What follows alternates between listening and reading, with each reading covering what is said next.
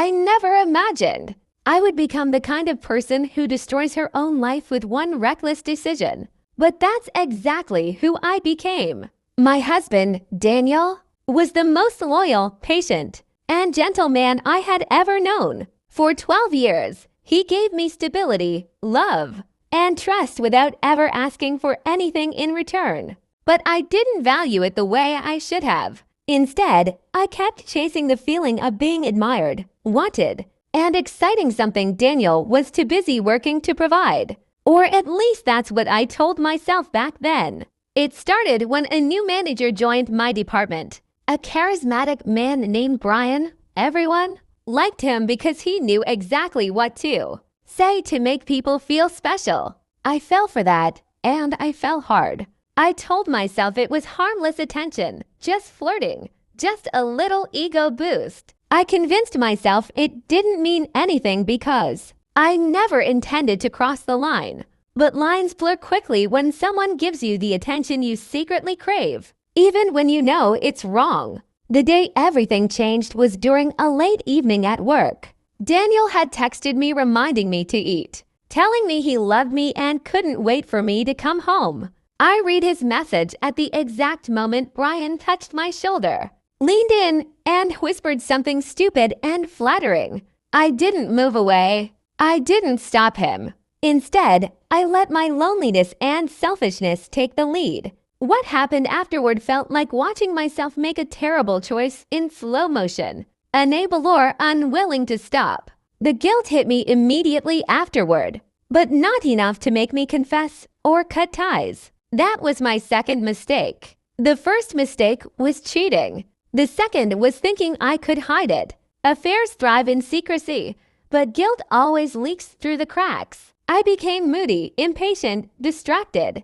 Daniel kept asking if everything was okay, and every time he did, I felt my stomach twist. He didn't deserve any of this. Weeks passed, and I kept telling myself it would fade away on its own, that no one would ever find out. But lies multiply. One turns into 10, and suddenly you're living a double life you can barely keep track of. Eventually, the universe caught up with me. A coworker saw me and Brian together. She didn't say anything at first, but a few days later she sent Daniel an anonymous message with screenshots and times. I will never forget the look on his face when he confronted me. He didn't yell. He didn't cry. He just looked broken. I tried to deny it at first, which somehow made everything worse. When I finally admitted the truth, the person standing in front of me wasn't my husband anymore. He had shut down completely, like he had left his own body. That was the moment I realized I hadn't just betrayed him, I had destroyed the safest place in his world. He packed a small bag that night and went to his brother's house, telling me he needed time. I begged him to stay, but there was nothing left to say. Days turned into weeks. Daniel filed for separation quietly, without drama, without revenge. He didn't insult me, didn't demand anything, didn't even argue. His silence hurt more than anger ever could.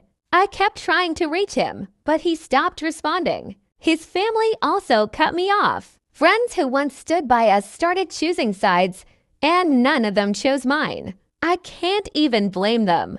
My affair ended as quickly as it began. Brian didn't want complications, and he certainly didn't want a divorced woman with emotional chaos. He made that clear the moment things got messy. The same man who had whispered sweet things to me suddenly became cold and distant, acting like nothing ever happened between us. It was humiliating, and I deserved it. The house felt empty without Daniel.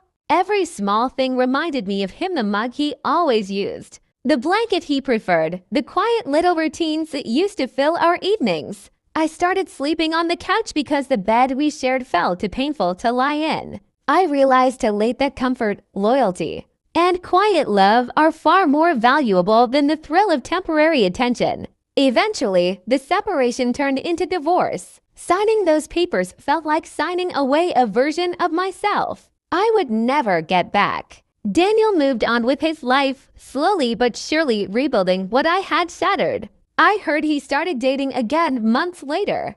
It hurt, but I had no right to feel anything. He deserved happiness, just not with me anymore. Now I'm left with the consequences of my choices. I lost my husband, my home, my friends, and the respected people I cared about. Most of all, I lost the person I used to be, the one Daniel believed in. I wish I could say this story ends with redemption or forgiveness, but it doesn't. Some mistakes change your life forever, and this was mine. And that's the truth I live with.